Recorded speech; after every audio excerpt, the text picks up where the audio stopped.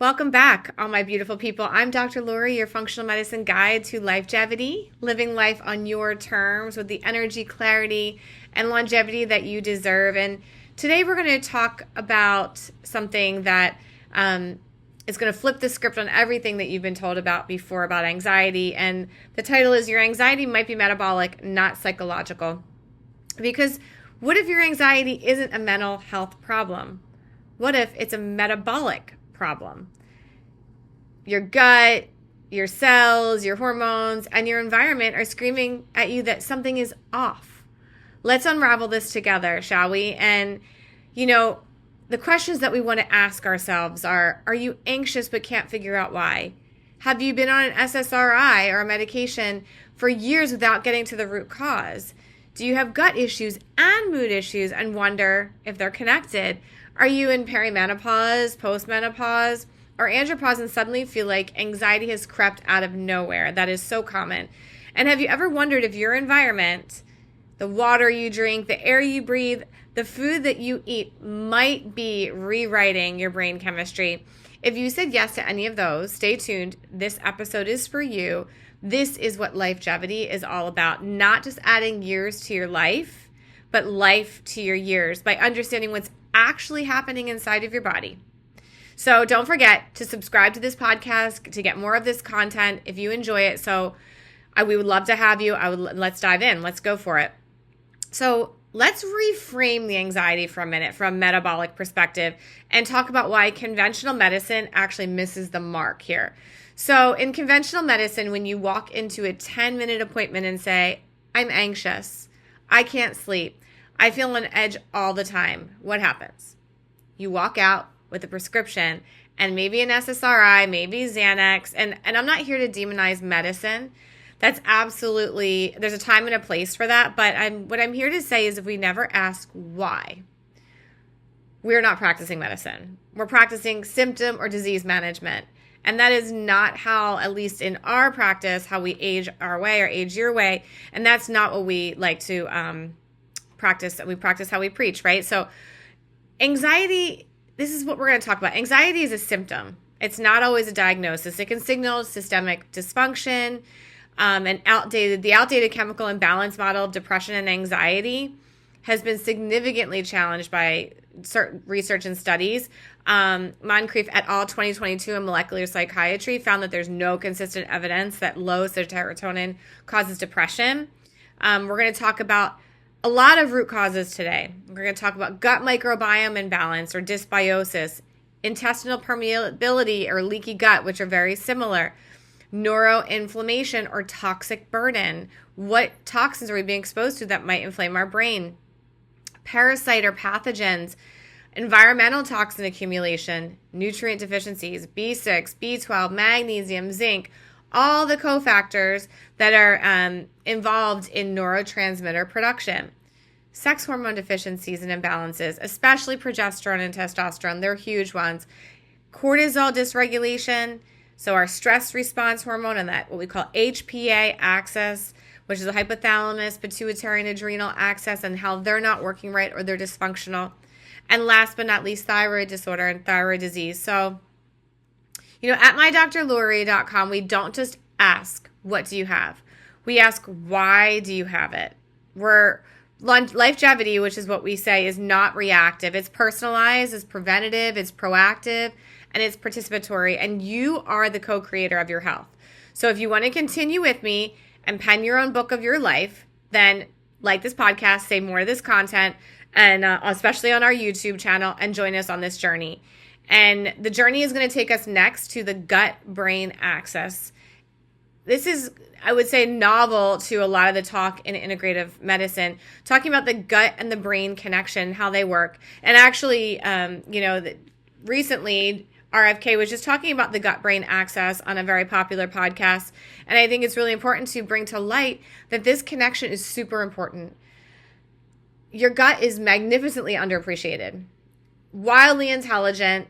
And here's what I want you to lock into. This number, 95%. That's how much of your body's serotonin is recycled in your gut. It's the feel-good, calm-down neurotransmitter, and it's produced exclusively or almost exclusively in your gut. not your brain, in your gut. So when we're talking about anxiety, we have to talk about the gut first. And we're going to talk, number one, about the gut-brain highway, which I like to say like is one big long system. It's the vagus nerve. It acts in two-way communication between the gut and the brain. If that is dysfunctional or defective, your mood is not going to be appropriate. Gut microbes synthesize and modulate certain neurotransmitters, serotonin, dopamine, GABA, and acetylcholine. And when that microbiome is dysfunctional, we're not right and we can get anxiety. The gut contains over 100 million nerve cells, more than the spinal cord, believe it or not. That's kind of crazy to think about. And if those nerve cells are not being bathed in the right environment, again, that stimulation of neurotransmitters is inappropriate. Inappropriate gut microbiome balance, inflammation, and intestinal permeability disrupt the signaling that goes between the gut to the brain, enhancing and contributing directly to anxiety, depression, and cognitive decline. There's plenty of studies that I will link you guys to on this information, but really they link the gut-brain axis directly to IBS, chronic fatigue syndrome, mood instability, and play a key role in where immune activation and microbial balance regulate anxiety and mood. So let's talk a little bit about what happens when the gut barrier is disrupted. And this is when we get a compromise, or I always say there's a leakiness to the gut where the gut cells actually separate and they get some kind of fluidity through them. And when this barrier is compromised, we get certain levels that are elevated, zonulin, something else called LPS antibodies or lipopolysaccharides, and they're inflammatory bacterial fragments. They enter the bloodstream and they trigger a systemic inflammation. And when they trigger this inflammation, guess where it can go? The brain. It can actually create direct neuroinflammation, mood dysregulation, anxiety, and cognitive function issues. So not only do we get disruption of this vagus nerve and the serotonin and hormone signaling, we actually can get direct neuroinflammation of the brain from different LPSs or a compromised gut barrier, primarily from bacterial fragments entering the system and stimulating the brain to be basically not effective. Let's talk about some short-chain fatty acids and mood. So short-chain fatty acids are basically something called butyrate, and it's produced by the beneficial gut and the bacteria. When we have a good, again, it goes back to that good microbiome. If we have the right butyrate, it actually supports gut repair, and it's very neuroprotective. When we have low butyrate, it tells us on labs that you have a compromised gut integrity and may have impaired brain health. So reduced butyrate producing bacteria, there's certain bacteria that we can check for, are consistently found in patients with chronic fatigue and mood disorders. So again, why do these patients have a microbiome that's not appropriate? And what came first, the chicken or the egg? We can hypothesize that this gut microbiome that's dysfunctional, not having the right amount of short-chain fatty acids, not having the right amount of butyrate, will actually create mood disorder and fatigue down the line. One last kind of key to mention in here is something called beta-glucuronidase. And they call it the hidden hormone saboteur, if you will. Elevated beta-glucuronidase promotes estrogen recirculation. We talk about this in a lot of podcasts that I do. Estrogen is recirculated in the gut. So beta-glucuronidation is the process by which we can recirculate some of this estrogen. And we actually also use it for our toxin clearance. So if we don't do this efficiently, we get estrogen dominance, which estrogen can drive us to be emotional, irritable, anxious, because it gives us a high estrogen, low progesterone state essentially, and sleep disruption. So this is actually a gut problem with the hormonal and mental consequences. So we're going to talk about hormones in a little bit, but if we think about this in kind of stages, the gut really is the precipitating factor. It is the main part of the system that's not functioning that actually has the trickle-down effect. So poor beta-glucuronidation, poor estrogen recycling, also poor toxin excretion, more anxiety. So when I look at a patient who comes to me that's anxious, overwhelmed, can't sleep, feels like they're maybe crawling out of their skin, my first question is not usually, do you need Prozac or any other SSRI? My first question is what is your gut telling us? Because so often the gut is the beginning of the story. It's just literally the start of the journey. And really, most treatment protocols that we do start with the gut as well. But spoiler alert, the hormones are writing a chapter 2, and we're going to get there in a minute. But, when, again, as I just alluded to, all of the recycling that happens in the gut, unfortunately, leads to poor neurotransmitter function, poor glucuronidation, poor detoxification, poor estrogen recycling, and all the things that lead to anxiety.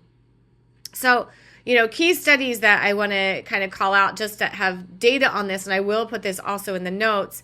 2019 from Cryan et al., Nature Review in Neuroscience, had foundational research on the microbiome gut-brain axis. 2017, Dinan and Cryan again showed the title of theirs is Gut Instincts, Microbiota as a Key Regulator of Brain Development, Aging, and Neurodegeneration. And a lot of data on IBS and anxiety comorbidity studies showing 50 to 90% of IBS patients also have anxiety and depression. So what is the common link, right? So we can only surmise that the microbiome and the poor recirculation that's happening in those particular patients are contributing to their fatigue and some of their mood disorder. So let's break down this SSRI problem.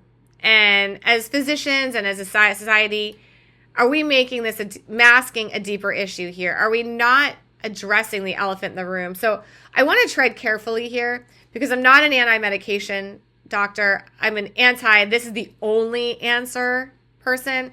SSRIs save lives, but here's the honest and uncomfortable truth is that functional medicine has to say out loud. We have been prescribing SSRIs based on theory. The serotonin hypothesis that the research is now really seriously questioning. And more than that, we've been handing them out without ever looking at anything. We're not looking at the gut. We're not looking at hormones. We're not looking at toxins or the nutrients that are lacking or underlying this. So, we're going to talk about the serotonin hypothesis and how that's under fire. And we're also going to talk about the things that SSRIs don't address. And the chemical imbalance, low serotonin equals depression model was really widely promoted for decades. I mean, for decades, that has been kind of the promoted theory. And a landmark 2022 umbrella review in molecular psychiatry by Moncrief et al., found no consistent evidence of a relationship between serotonin and depression, challenging the fundamental and foundational premise of SSRI prescribing. And we all know if we prescribe SSRIs enough that SSRIs work for some people, but the mechanism might be more complex than simply raising serotonin levels. We know that sometimes they work for a little while and then they stop working. We also know that certain ones start working for a while and then stop working. So let's think about the things, again, that SSRIs don't address. What is not being taken care of here? Gut dysbiosis. They don't restore microbiome balance. Neuroinflammation from that LPS or toxic burden, that lipopolysaccharide, that leaky gut bug immune stimulation. The blood-brain barrier permeability that actually exists because of leaky gut and the increased permeability of the entire brain to butt, literally the lining from the top to the bottom. Nutrient deficiencies, as we talked about, that are required for serotonin synthesis.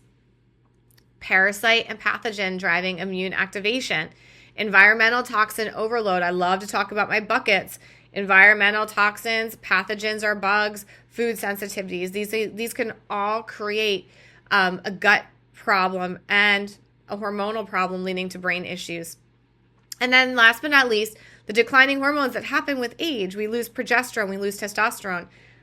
The hormonal drivers of anxiety that go completely unaddressed by SSRIs really are hormones. So, I think there's a gut SSRI paradox.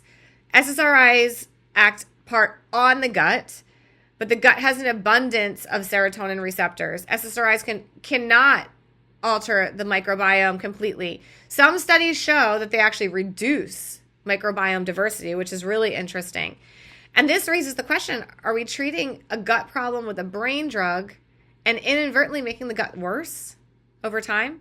If we can see that maybe their microbiome the diversity is actually decreasing, we want a very diverse microbiome. That's a healthy gut. So, I think that's really important to remember. And then when we give SSRIs, we're giving them to women that are menopausal, postmenopausal, perimenopausal, and to men that are experiencing andropause, but they're not replacing progesterone. We're not addressing testosterone. We're not restoring any of the rebalance to the neurosteroid pattern that governs GABA receptors in our brain that makes us calm down, and our amygdala, which is our stress response. None of that is being addressed. We're really just addressing a serotonin problem, which is not really the whole problem, especially for people that get this later in life. And the anxiety might be entirely hormonal based upon body changes and aging. So to me, the functional medicine question that we need to be asking ourselves before prescribing is, what does this patient's microbiome look like? Is there dysbiosis, leaky gut, or a pathogen present? We can look for these things, guys, and we are going to talk about that. What are their neurotransmitter levels? What are their toxic burdens? What are their cofactor nutrients? Like, what's their nutrient density look like? What are their sex hormones doing? Specifically, free and total testosterone and progesterone and estrogen. So I can't tell you how many times patients come to me on SSRIs who were never tested. Their hormones, very basically, their hormones were never tested. And when we test them, lo and behold, their progesterone has tanked, maybe even earlier than regular menopause. Their testosterone is on the floor. Their GABA is dysregulated. Their nervous system is running on empty. Maybe their cortisols are all over the map. And an SSRI didn't cause that. An SSRI can't fix that. I always like to say, we don't have an SSRI deficiency. And what about just doing the testing? It's not hard to do. You just need to learn how to do it and where to find it. And that's where I come into play. And that's why I encourage you to follow us on our YouTube channel. And of course, like these videos that you enjoy, because you will find so much more content like this to help you on your health journey. And it's really important that you continue to be your own patient advocate. I can only do it for you from afar, which is why you listen to me, but it's really important for you to understand yourself and be your own advocate as well. So let's dive a little bit into microbiome, your inner ecosystem, and actually some specifics. We can talk a little bit about parasite, a little bit about candida and yeast. And I think this is all over social media right now and all over kind of the news right now, because your microbiome is like a rainforest inside your gut. There's trillions of bacteria, fungi, viruses, all in a very delicate ecosystem. And when that ecosystem thrives, you thrive. When it collapses, what we call dysbiosis, it's microbial chaos. And dysbiosis doesn't have to just be a dysfunction of your natural microbiome. It could be pathogens, which is what we're going to talk about, that shouldn't be there. And your mood and your energy and your brain and even your hormones all pay the price, right? So let's talk briefly about some of the key ratios that we can look at in labs. Like, we can actually test for this stuff that are linked to metabolic and mood disorders. Ratio of Firmicutes to Bacteroides, which we can check on labs. Low diversity of microbiome, we talked about that earlier, associated with anxiety, depression, and cognitive impairment. There's keystone species that are critical for gut barrier integrity and anti-inflammatory signaling, and that would be Akkermansia, which is getting a lot of attention these days, and Faecalibacterium. And they're critical for gut bacteria and integrity. The lining, I would say that gap in the lining needs to just be closed and intact. So if we don't have these bugs, we need to correct that dysfunction. I think the more obvious culprit is the parasites and the yeast overgrowth and fungi that exist. And parasite infections are way more common in developed world than most people realize. And actually, we're probably one of the few countries that don't do parasite cleanses on a regular basis. But they can trigger immune activation, nutrient depletion, especially B12 and iron and zinc, all critical for neurotransmitter production, and regulate systemic inflammation. This creates a neuroinflammatory cycle that presents as anxiety, brain fog, irritability, and mood instability. Well, that sounds like every hormonal patient that I have, right? So again, we can check for these things. It can be missed on regular stool tests. That's why we need the more advanced DNA-based testing. Unfortunately, regular stool testing does not really account for very accurate microbiome and actually parasite testing. So I highly recommend using one of the more advanced testing companies, which your provider can help you with. And yeast, same thing. Candida and other fungal overgrowth will actually produce what's called an acetaldehyde gliotoxin. So it's a toxin of the brain produced by yeast and fungal overgrowth that impairs neurotransmitter synthesis. So again, brain fog and anxiety, guys. So when you think about these symptoms, they sound so much like just hormonal patients. It's not something I would tell someone that with serotonin deficiency, but maybe a hormone imbalance that could be caused by a gut imbalance, right? And a yeast overgrowth. Sugars, not metabolic, not metabolizing sugars efficiently, high sugar diets, and on top of those hormonal shifts will also antibiotic overuse. All of these things can cause yeast overgrowth or fungal overgrowth, especially when going to menopause and perimenopause and andropause, because our pH of our bodies change and we get new bugs that like to take over. So again, these are things that we can test. We're going to talk about some of my favorite tests that I use, but there's a lot of tests on the market. And this is where functional medicine, I think, gets exciting because we actually get answers. It's like tangible, right? It's in your hands. And I use the Vibrant panels from vibrant-wellness.com. It's one of the most comprehensive gut panels available. There's so many. And the stool testing, we can get, oh goodness gracious, it's 200 microbes, bacteria, fungi, viruses, protozoa, parasites. We get all the beneficial bacteria. So 150 beneficial, 76 of the harmful ones, your keystone strains that I talked about that should be there, your microbial diversity, so how rich is that ecosystem, that short chain fatty acid stuff that I talked about earlier, and butyrate. We're going to see how much butyrate is your system making. How's your beta-glucuronidase system? Can you detox? Can you regulate that estrogen hormone? We're going to look for leaky gut markers like zonulin and LPS. So again, now you guys are starting to hear these things more than once. Inflammatory markers, calprotectin and MMP9 and eosinophils and beta defensins. We're looking for these patterns, and I can even look at the neurotransmitter patterns, which is even more exciting. What are your neurotransmitters in your brain actually doing? What's turned on? What's turned off? What's low? What's high? What should be worked on? You can look at the rhythm patterns. Something we call it diurnal catecholamines, what is going up and down, your epinephrine and your norepinephrine. I know this is called the gut zoomer, but really this is a gut brain test in one panel. It literally directly connects your microbiome and your mood to chemistry, your brain chemistry and your gut chemistry, your inflammation, your detox pathways, and your stress response. So all in one. And because beta-glucuronidase is included, we can actually see if your gut is sabotaging your hormone balance, which is huge. And that will lead me to maybe do a hormone panel. So this is the kind of gut testing, everyone, that changes lives, because it finally answers the question of why. Why are things happening?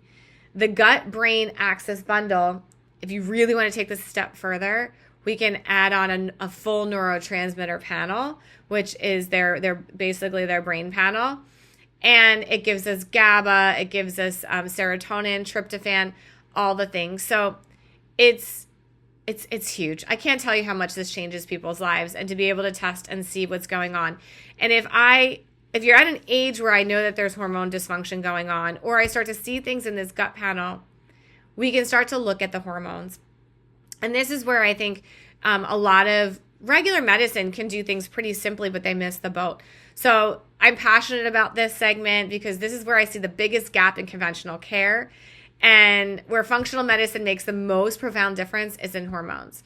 We have been so focused on serotonin and dopamine for all these years that we've almost entirely ignored the neurosteroids, the sex hormones that are supposed to be keeping your brain calm. They keep it calm and clear and resilient. I'm talking about progesterone and testosterone.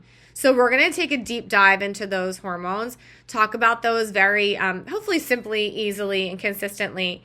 And again, I encourage you to follow us on our YouTube channel and like us on our podcast, because this is where you're going to find, and you can even set the settings to have more things like this on your YouTube channel so that you can hear more and more and more about this information and really help yourself, right? We want to get you into the right hands, like myself or other providers, to be able to address these things and address them thoroughly. And it's really important to take these into your own hands. So I want you to think of progesterone as your own brain's natural Valium. I mean that literally, not metaphorically. Progesterone and its metabolite, which is allopregnanolone, acts directly on GABA. Think about GABA as calming, these receptors in the brain that do the same thing that benzodiazepines do. They bind to the same area, and GABA and progesterone both calm the nervous system at a neurobiological level. So what happens physiologically when progesterone drops?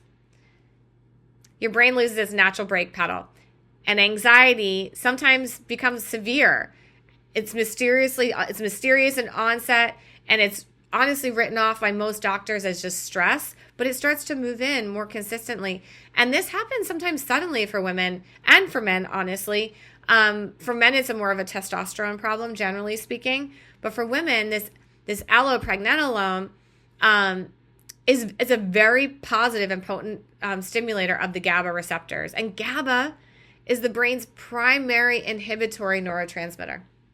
What does that mean?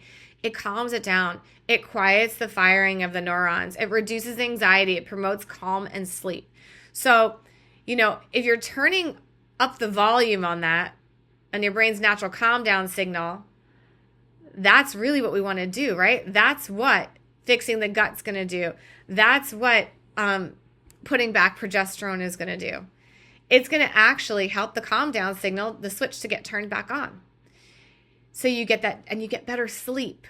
Mental clarity, that's a huge one with brain fog and mental clarity. You don't need an SSRI necessarily or any of these other calming agents for the brain. You just need a little bit of progesterone, specifically bioidentical progesterone, I hope. And when GABA signals weaken because of normal progesterone and allopregnanolone drop, you get an elevated amygdala in the brain activity, anxiety gets worse, irritability gets worse, insomnia gets worse, and you have emotional overwhelm. Sound familiar to most of my women? Yes. Perimenopause or early menopause, when progesterone drops, estrogen stays high, testosterone's gone, which we're going to talk about. Again, a big cause of our brain dysfunction.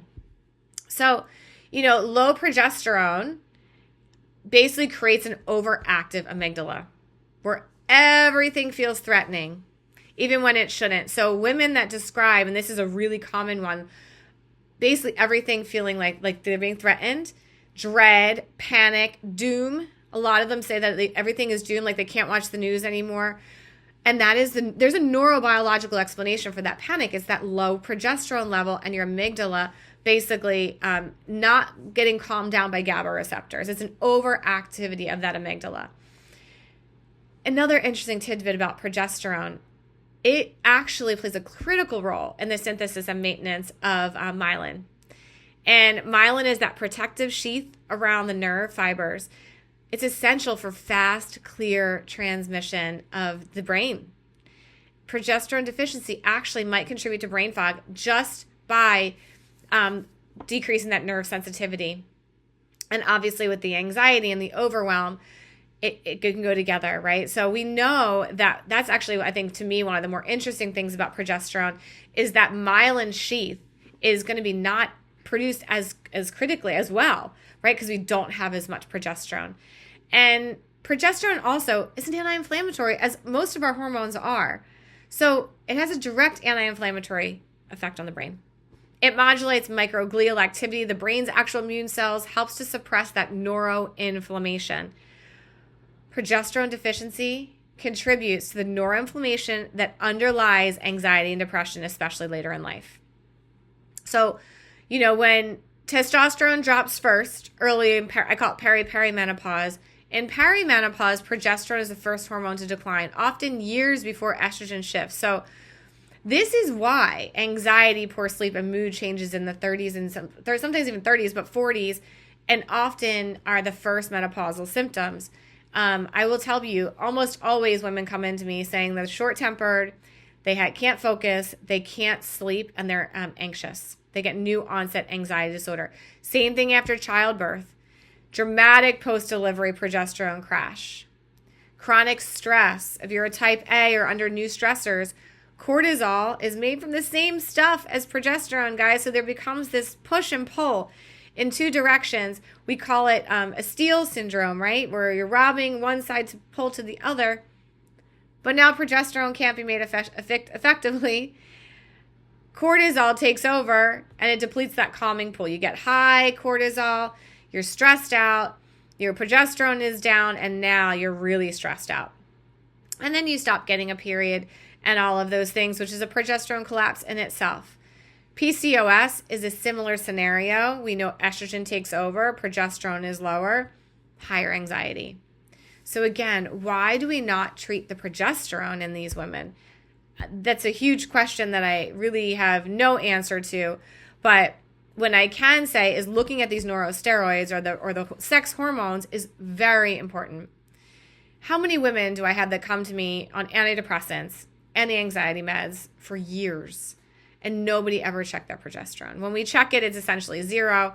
And like I said, that's where we get into this big conversation of why did we do this? Why are we not checking this? Why are we not addressing the elephant in the room, which really is that progesterone deficiency? The other one to talk about is testosterone. And I think looking at testosterone is really important because testosterone, especially in men, as it declines, it's a really good anti-inflammatory as well, right? And testosterone is one of those hormones that's overlooked in women. And I will tell you, it has a huge role in how their brain functions, their mental clarity, and conventional labs, again, they'll tell us that it's normal. That's the problem. We need alternative labs for females, or at least interpretive ranges to look at these critically. So I want to know the bioavailable testosterone to a patient. Total and bioavailable. So I want to know something called a binding globulin, which a lot of doctors don't check. I want to pair that with the actual total testosterone and know how much testosterone is freely and bioavailable in your system. Because it's not about as much for testosterone about how much you have. It's about how much your body is processing and clearing. And it's really important to know that. And when we check our labs, which we can check under regular labs, I can do it on a hormone panel with Vibrant as well, or one of my Dutch panels. But we're looking for estrogen, progesterone, sex hormone, binding globulin, free and total testosterone. We're looking for all of these things. And I would love to know how you're breaking down your estrogen, which is an even more important marker. And I want to remind you guys that testosterone, when it goes down, the inflammation benefit of it goes away. And that is as true with joints as it is with neuroinflammation. We know that low testosterone can absolutely affect the brain, and it actually will also affect the ability of, especially when you're putting back testosterone, we need to know how well do you aromatize or make estrogen, or how little or how much estrogen do you make, because again, it goes back to that estrogen recycling in the gut. If you can't recycle estrogen in the gut, your serotonin and your dopamine are going to be not basically distributed appropriately. They're actually not going to be even, you're not going to get any signaling really to the brain, especially if they're not recycling in the gut. And you're going to get this whole axis shift where you actually can't make your testosterone, you can't make your serotonin, you can't make your dopamine. It's kind of a crazy cascade in men and women. But I will tell you, men are more symptomatic from low testosterone and anxiety. It's probably one of the first things that comes up with men when they come to me. So with new onset anxiety, they say, hey, I can't sleep, I have brain fog, or I'm anxious, and I never was anxious before. And really, that testosterone inability and that aromatization of estrogen, the inability to do that in the gut, is really how this pathway starts to occur. It's that lack of serotonin recycling. So, I think, you learned about the testing, you're learning about hormones, but what about toxins? We can test for toxins too. We live in a very toxic world.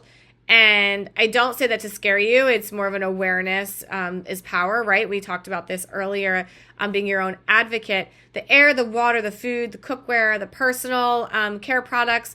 We're swimming in an ocean of environmental chemicals. And the research is now showing to us very clearly that these toxins don't just affect your liver or your hormones, they affect your brain. They sabotage the very hormones that we just spent the last however long, 40 minutes talking about. And what are those things? We have heavy metals, we have mycotoxins, we have the forever chemicals, right? The PFASs. And I really want you to understand a lot of these are old. Even if you've gone to glassware, even if you've stopped cooking in plastic in the microwave, even if you've stopped using lotions with parabens and all the other things, they take a while to clean out of your system, and you can do things to help them come out of your system over time. But I think that's really, really important to remember. This doesn't have to be new.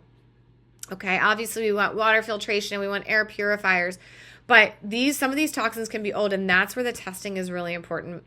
We're looking for mercury, lead, arsenic, cadmium. They accumulate in the tissues in the nervous system. Heavy metals are purely linked to anxiety, brain fog, cognitive decline, neurological disorders, and autoimmune dysregulation.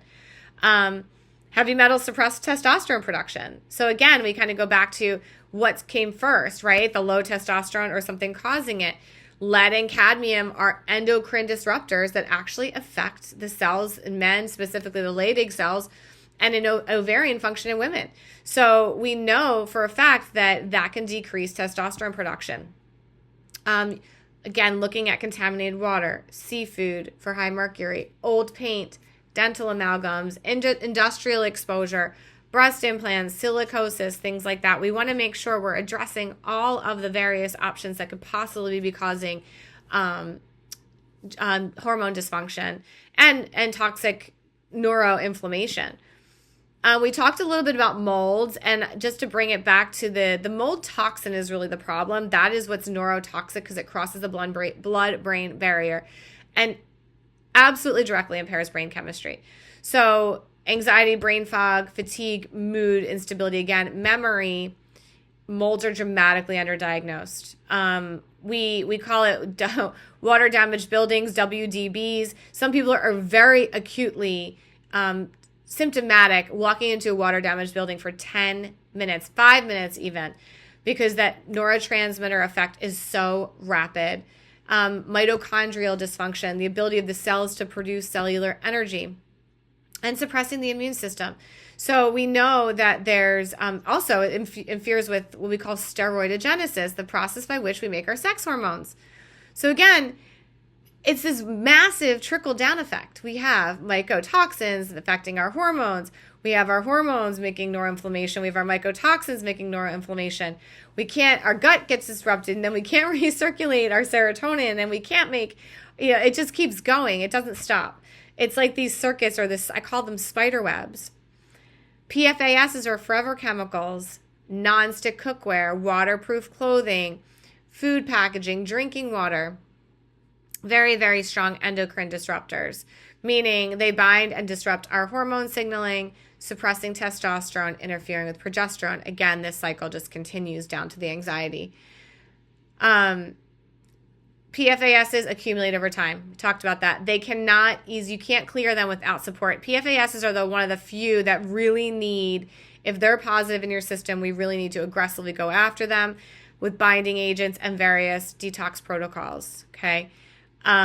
So I think just remember, we talked about the gut microbiome. We talked about toxins separately, but remember, toxins can create a gut toxin problem or a gut toxin connection, which can then create a gut-brain anxiety loop.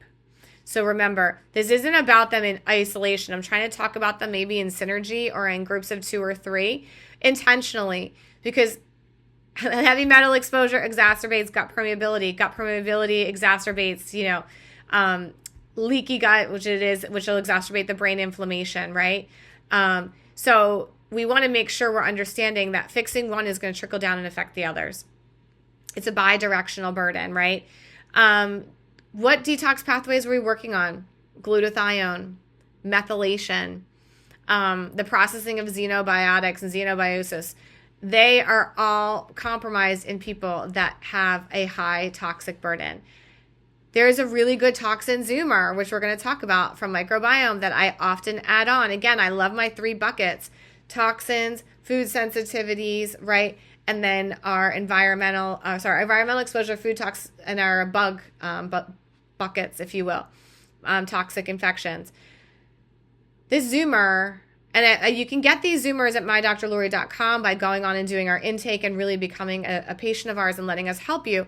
But when I'm working on a patient with anxiety, fatigue, or mood symptoms that don't respond to the usual interventions, I'll start going to the Vibrant Wellness Toxin Zoomer or a Total Tox panel. And these panels will give me literally so much information about toxic burden. They'll give me the PFASs. They'll give me the mycotoxins and molds, industrial chemicals. They'll also give us some of the gene SNPs that you're responsible that help with your detox genetics, what you don't metabolize well, what you do, which is really, really, really important. If you don't have good methylation pathways, I need to support you in methylation. So we don't just care and measure what's in your body. We want to understand how well your body can clear it. And that's key for these tests. 87 toxins it checks for. And it's a urine-based at-home collection. Actually, all of these collections and tests that I talked about are all at-home collections, which is wonderful. And I pair these three together, the gut Zoomer, the toxin Zoomer, as well as the environmental or your genetics, your environmental detox, your detox protocol, so your cellular detoxification protocol. I do them all as part of like a pair. And I will tell you those toxins show endocrine disruptors, or which ones are suppressing you, which ones we need to work on, which ones we need to detox. It's invaluable, even if you just got the information and let us review it for you or your provider review it for you, it's invaluable. And obviously getting the hormones, looking at the depleted testosterone and progesterone and cortisol and putting that pieces all together. They tell you exactly where to start and in what order. And that's the key to what we call our patient journey. And, I briefly just mentioned cellular detox a little bit early, but cellular detox is really the missing piece, right? We need to make sure our gut is doing what it's supposed to do, our stool, our urine, but our cells actually getting the toxins out of our system, our cells, into the bloodstream so that we can excrete them. And that's really where this oxidative panel comes into play, and knowing how well does your body clear certain things and what is dysfunctional. Mitochondrial dysfunction, when it declines, we get fatigue and anxiety anyway. When we get these, what we call reactive oxygen species that our mitochondria can't get rid of, which is a sign of oxidative stress, it causes neuroinflammation. That causes the liver to get backed up because the cells are getting things out into the system, but we can't clear them, right? So phase 1 and phase 2 of liver detox pathway can get bottlenecked and we can't get rid of it. So toxins start to recirculate over and over and over, starting to create this endocrine disruption, which interferes with our hormone synthesis again. So we talked a little bit about briefly said, what do we do? Glutathione, NAC, methylation support, binders, saunas, obviously hydration. We have targeted antimicrobials for bugs and molds and things like that. So really important to understand that this isn't a one-step approach. This is multi-step, but now you're going to find out why. Right? Why your anxiety might be rooted in your gut, your microbiome, your toxic burden, a hidden parasite, depleted progesterone, declining testosterone, or impaired cellular detox. Probably with a combination of all the above, right? So again, we talked about these spider webs or these cycles of 2 or 3. So what do we do about it? This is where longevity and our Real 3 method becomes your personalized action plan, honestly. And this is where functional medicine providers really excel. And we have a system in our own practice, which is called Real 3, which is a very precise way to go about treating your acute problems and your chronic problems, such as detoxifying and getting longevity parameters in place, because we want you to age your way and live as long as you want to live the way you want to live it. And that's when it goes back to doing the testing, right? We do these Zoomers. We look for comprehensive hormone panels. We're looking for nutrient and thyroid panels. We're getting the gut restored, right? We're eliminating pro-inflammatory foods. We're targeting very, very, very specific strains of probiotics and prebiotics and getting the leaky gut repaired, right? These are all key to getting the brain back on track. We're working on your targeted hormone deficiencies. Hormone therapy is not really one size fits all. I think that oftentimes in a lot of hormone functional medicine practices, they really focus on a one size fits all profile. And it really depends on your labs, your genetics, and your personal health history to know what you need and how you need it, especially if we're talking about improving neurologic outcomes. And only after we fix all of that do we start to reduce your toxic burden. Because if we don't, you can't clear the toxins. We want to make sure your body is capable of clearing out that bucket. If you're not capable of clearing out that bucket, you're going to feel sick and you're going to get worse. So we work towards clearing that out and then replacing and rebuilding so that we can rebuild neurotransmitters nutritionally with supplements, with lifestyle, right? We want to make sure we get you sleeping, that we start getting your mind-body practices in check. We start targeting breathing, resistance training. Actually, resistance training is one of the most evidence-based interventions for raising testosterone, right? So just getting that back on track. Adaptogenic herbs that calm the system and support testosterone and cortisol, and calming that basically the GABA, I call it the twitchiness, right? Because the GABA receptors are all exposed and not getting enough basically saturation and stimulation. And getting that vagus nerve involved, getting the breathing and the cold exposure, right? Doing the cold plunges, all of these things help to rebalance that nervous system. But they really have a hard time working if the gut is not in check. They really have a hard time working if we don't know what we're looking for, right? What's our major dysfunction? If the hormones aren't put back, it all goes together and they work together. And those tests are so important. So this is what longevity looks like in our practice. For us, it's personalized, like I said, proactive and participatory. And because you're a part of this team, we don't want to hand you a pill and send you home. We want to build a map of your unique biology and walk you through it, walk with you, your gut, your hormones, your toxic burden, your nervous system, and all of that. That is the Age Your Way promise. And that is why, I want to walk with you today, because anxiety is real. I want to make sure we're addressing this as a symptom, not just walking into your primary and having a 10-minute conversation about anxiety. It's not in your head. It might be in your gut, your cells, your mitochondria, your progesterone, your environment. And you deserve to know the root cause of that anxiety. You deserve to know and have testing that actually looks inside your unique biology. And you deserve a provider who can ask why and not just to prescribe. Progesterone might be tanked, testosterone might be depleted, and you might be running on what we call dysbiotic chaos, right? Your gut's just a train wreck.